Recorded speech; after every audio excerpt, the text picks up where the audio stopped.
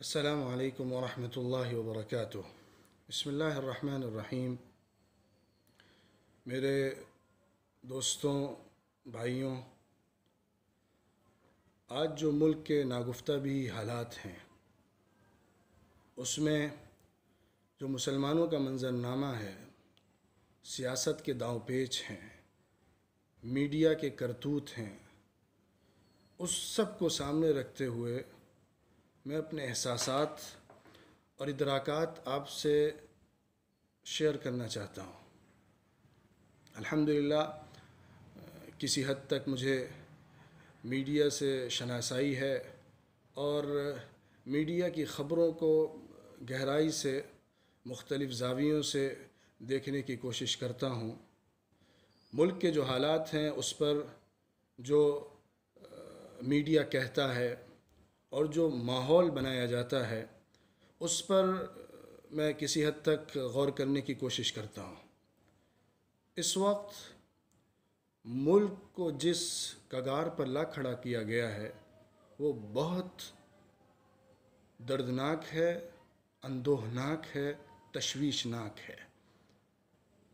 ملک کے اندر یہ فضا بنائی گئی ہے کہ ایک خاص ذہنیت کو، جو ذہنیت ہزاروں سال سے اس ملک کو اپنے پنجے میں دبائے رہی ہے، اس کو دوبارہ سے زندہ کرنے کے لیے اور اس سوچ کو پانی دینے کے لیے اور اس فکر کو طاقت پہنچانے کے لیے وہ سارے راستے اختیار کیے جا رہے ہیں جو کسی سوچ کو زندہ کرنے کے لیے اور کسی قوم کو کھڑا کرنے کے لیے ضروری ہوتے ہیں۔ یہ ایک پوری تاریخ ہے، میں اس تاریخ میں نہیں جانا چاہتا، میں بات آج کی کر رہا ہوں۔ آج جو صورتحال ہے اس پر نگاہ کرتے ہوئے میں کچھ باتیں رکھ رہا ہوں۔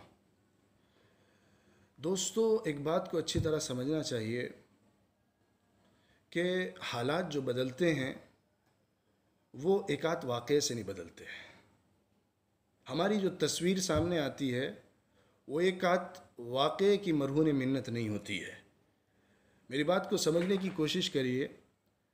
ابھی دلی میں مالوا نگر میں ایک مدرسے میں کے اندر محمد عظیم، ہمارے پیارے معصوم بھائی کا جو خون ہوا، وہ ایک واقعہ ہے اور اس سے پہلے کے دسیوں واقعات ہیں محمد اخلاق سے شروع ہو کر محمد عظیم تک پہنچنے والے، جو ہم سب کو فکر مند کر دیتے ہیں، درد کا شکار کر دیتے ہیں، تشویش ہو جاتی ہے، دل مچلنے لگتا ہے۔ لیکن حقیقت کو سمجھیے، گہرائی تک جائیے۔ ایک آدھ واقعہ نہیں ہے یا اس طرح کے دو چار واقعات ملک کے مختلف حصوں میں کر دینے سے مسلمانوں کی پوزیشن طے نہیں ہو جاتی، بلکہ اس کے نتیجے میں جو فضا بنتی ہے اور اس کے بعد جو ماحول تیار کیا جاتا ہے اور اس کے نتیجے میں جو ذہن بنتا ہے وہ اصل ہے۔ محنت اس کی جاتی ہے اور اس پر وہ کامیاب ہو رہے ہیں اور ہم ناکام ہیں۔ واقعہ ہوا ہے، سخت ہے، ہو سکتا ہے اور ہو جاتا ہے، لیکن اس کے نتیجے میں ہماری طرف سے جو رد عمل ہوتا ہے، ہماری طرف سے جو ایک ڈر کے ماحول کو پانی دیا جاتا ہے اور اس آگ میں ایندھن ڈالا جاتا ہے، وہ خطرناک ہے۔ یہ بڑے لیول سے لے کر چھوٹے لیول تک، تنظیموں سے لے کر فرد تک یہی صورتحال ہوتی ہے۔ آپ دیکھیے کہ جو ان کی طرف سے سازشیں ہو رہی ہیں اور ملک کے اندر جو کوششیں ان کی چل رہی ہیں وہ بڑی مخطط ہیں، منصوبہ بند ہیں، لائحہ عمل کے ساتھ ہو رہی ہیں اور اس کے پیچھے پوری بیکنگ ہے، پوری پشت پناہی کی جا رہی ہے حکومت کی طرف سے، انتظامیہ کی طرف سے، پولیس کی طرف سے، اور پورا ماحول ایسا بنا دیا گیا ہے کہ اس کے اندر یہ سب واقعات اصل نتیجے تک لے جائیں۔ میں یہ نہیں کہتا کہ پورا ملک بگڑ گیا ہے، لیکن ملک کا مزاج خراب ہو گیا ہے۔ صورتحال یہ ہے کہ مسلمان دلت سے بدتر ہے، یہ بات ہم کانگریس کے دور میں بھی کہتے تھے، لیکن آج کا جو دور ہے وہ دور پچھلے دور کا باپ ہے۔ آج کے دور میں پوزیشن یہ ہو گئی کہ وہ پارٹیاں جو ملک میں بڑی نامی گرامی پارٹیاں سمجھی جاتی ہیں، ان کے اندر قد آور لیڈر جو مسلمان نام رکھتے ہیں، میں ان کی سوچ، ان کی محنت، ان کی فکر، اس سے صرف نظر کر کے کہتا ہوں، مسلمان نام رکھتے ہیں، ان کو بھی حاشیے پر ڈال دیا گیا ہے، ان کو بھی پارٹی میں تلوے پر بٹھا دیا گیا ہے، ان کی حیثیت گرا دی گئی ہے۔ یہ سچائی ہے۔ اسی چیز کے اندر یہ ملک کامیاب ہوا ہے، وہ سازش کامیاب ہوئی ہے، وہ طاقت کامیاب ہوئی ہے جو ملک کو توڑنا چاہتی ہے اور ملک کی دشمن ہے۔ اصل میں ملک ناکام ہوا ہے۔ دراصل ایک چیز ہوتی ہے، اس کو سمجھیے، مذہبی جنون قوم کے اندر پیدا کرنا، اور آر ایس ایس نے، ہندو تنظیموں نے، بی جے پی نے اپنے سیاسی مقاصد کے لیے مذہبی جنون قوم کے اندر پیدا کیا۔ یہ مذہبی جنون دراصل بابری مسجد کے ایشو سے خاص طور پہ پیدا کیا گیا، اس کے علاوہ ہر زمانے میں اس کو کچھ نہ کچھ عنوان دیا گیا، اور اس عنوان کے ساتھ اس کو طاقت پہنچائی گئی۔ بابری مسجد کا ایشو ایسا ہے کہ اس کے اندر ہندو مذہب کے ماننے والوں کے درمیان مذہبی جنون پیدا کر دیا گیا ہے۔ میں یہ لفظ بڑی طاقت کے ساتھ کہہ رہا ہوں، مذہبی جنون کا۔ اور یہ بات میں ایک تاریخی پس منظر کو اور تاریخ کو سامنے رکھ کے بھی کہہ رہا ہوں کہ صلیبی جنگ جب ہو رہی تھی، اس دور میں جو پورا یورپ تھا وہ متحد ہوا تھا ایک جھنڈے کے نیچے۔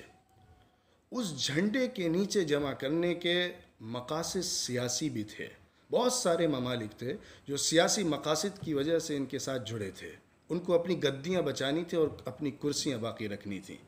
اس کے لیے انہوں نے مذہبی جنون پیدا کیا، پوپ کا استعمال ہوا، کلیساؤں کا استعمال ہوا، گرجا گھروں کا استعمال ہوا، وہاں سے مذہبی جنون کے نعرے دیے گئے، اور اس جنون کی بنیاد پر برافروختہ اور بے قابو جتھوں کو جمع کیا گیا، نوجوانوں کے ٹولوں کو اکٹھا کیا گیا اور اس کے ساتھ جنگ کی گئی۔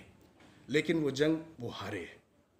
وجہ اس کی یہ نہیں ہے کہ وہ اپنے مذہبی جنون کو پیدا کرنے میں ناکام ہوئے تھے، اس کی وجہ یہ ہے کہ وہ ہمیں فکری طور پر مارنے میں ناکام ہوئے تھے۔ اس دور میں ہم فکری طور پر زندہ تھے، اس دور میں ہم دشمن کو دشمن سمجھ کے حکمت کے ساتھ لڑ رہے تھے، لیکن آج وہ پوزیشن ہماری نہیں ہے۔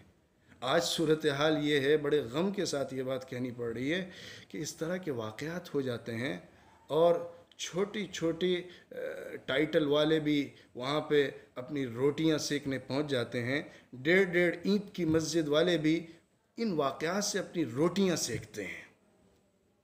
یہ جب قوم کا دور زوال ہوتا ہے تو یہی صورتحال ہوتی ہے۔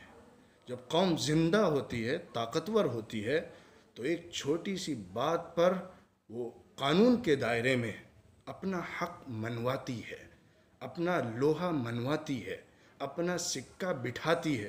کیوں اس طرح کے واقعات کے نتیجے میں مسلم تنظیمیں اور مسلم سماجی مؤثر طاقتیں اور شخصیتیں ایک ساتھ ایک پلیٹ فارم پہ جمع ہو کر پوری امت کو کال کیوں نہیں دیتی؟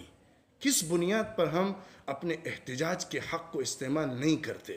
ملک گیر احتجاج کیوں نہیں ہوتا؟ ایک طاقتور مؤثر پیغام ہم کرسیوں پہ بیٹھنے والوں اور سیکولر سماج تک نہیں دے پاتے؟ یہ ایک افسوسناک صورتحال ہے، افسوسناک مسئلہ ہے۔ اس لیے میں آج کے پیغام میں انہی باتوں کو سامنے رکھ کے ملک کی صورتحال کے پس منظر میں اس بات کی دعوت دینا چاہتا ہوں کہ مسلمان قوم کو اگر زندہ ہونا ہے تو 2 نکاتی فارمولے پر عمل کرنا ہوگا۔ ایک فارمولہ یہ ہے، ایک ایجنڈا یہ ہے کہ ہم سیکولر طاقتوں کو اور غیر جنونی طاقتوں کو، میں یہ لفظ استعمال کر رہا ہوں بار بار تاکہ آپ اس حقیقت کو سمجھ سکیں جو میں اشاروں میں کہہ رہا ہوں، غیر جنونی طاقتوں کو ایک جھنڈے کے نیچے لانے کی کوشش کریں، انسانیت کی بنیاد پر۔ پیغام انسانیت، میسیج آف ہیومینٹی کی بنیاد پر ہم لوگوں کو کیڈر کی بنیاد پر علاقے میں محنت کر کے جمع کریں اور ایک فضا اپنی طرف سے بنانے کی کوشش کریں. ایک کام یہ ہے، بہت اہم کام ہے، اس دور کا بہت بڑا کام ہے. لیکن دوسرا کام بھی ہے جس کی طرف سے بالکل غفلت ہے. وہ نقطہ اور وہ ایجنڈا یہ ہے کہ ہم اپنے ساتھ کچھ سیکولر طاقتوں کو لے کر جو سماج میں مؤثر ہیں ان کو لے کر ملک گیر احتجاج کریں، ایک اپنی طاقت کا مظاہرہ کریں. ہمارے پاس تعداد ہے اور ہماری قیادت کے سامنے تعداد لاکھوں کی شکل میں کھڑی ہو جاتی ہے. ہمارے جلسے جب ہوتے ہیں تو پورے علاقے ٹوٹ پڑتے ہیں، اور وہ جلسے صرف عنوان کے تحت اپنے چند مقاصد کے اندر محدود ہو کر رہ جاتے ہیں. میں ہرگز یہ نہیں کہتا کہ وہ جلسے بیکار ہوتے ہیں، غلط نیت سے ہوتے ہیں. میں اس کا حامی ہوں، اس کا قدرداں ہوں، لیکن اس سے بڑی اہمیت میں اس چیز کی سمجھتا ہوں کہ اس طرح کے مسائل پر ساری مسلم قیادت کو، مختلف تنظیموں کو ایک پلیٹ فارم پہ جمع ہو کر ایک کال دینی چاہیے پوری امت کو، اور مختلف علاقوں میں بڑے قانون کے دائرے میں رہتے ہوئے احتجاج درج کرانے چاہیے، اور اپنا پیغام پوری طاقت کے ساتھ اپنے دشمنوں تک پہنچانا چاہیے. میں ہرگز اس بات کا قائل نہیں ہوں کہ اس طرح کا واقعہ ہو تو اس کے رد عمل میں اسی طرح کا واقعہ کیا جائے، کیونکہ یہ چیز صرف انتشار اور نقصان کے کچھ نہیں پہنچاتی. لیکن اپنا حق جتانے کے لیے، اپنی طاقت کے اظہار کے لیے احتجاج کا مظاہرہ کرنا اور اپنی طاقت کو منوانے کے لیے اوپر کے لیول تک اپنی آواز کو پوری قوت کے ساتھ پہنچانا ضروری ہے. صرف دشمن کی ایف آئی آر درج کرا دینا اور اس کے بارے میں کچھ باتیں پولیس تک پہنچا دینا اور پولیس کا اس کو ہتھکڑی باندھ کے کچھ وقت کے لیے قید کر لینا ہماری کامیابی ہرگز نہیں ہے. ہماری کامیابی اس میں ہے کہ ہم اپنا سکہ ان کے دلوں پر چلا دیں جو دشمن طاقتیں ہیں اور جو مسلمانوں کے بارے میں غلط سوچتے ہیں. میں آج یہی مختصر پیغام دینا چاہتا ہوں، پورے درد کے ساتھ اور دل کی گہرائیوں سے اس بات کو کہتا ہوں. شاید یہ بات مختلف لوگوں تک پہنچے اور ان کو بھی اس فکر سے موافقت ہو تو ان کی طرف سے بھی یہ بات اٹھائی جائے. اللہ ہمیں اس راستے میں کام کرنے کی کوشش کرنے اور اس راستے میں محنت کرنے کی توفیق عطا فرمائے. پھر ملتے ہیں. السلام علیکم ورحمۃ اللہ وبرکاتہ.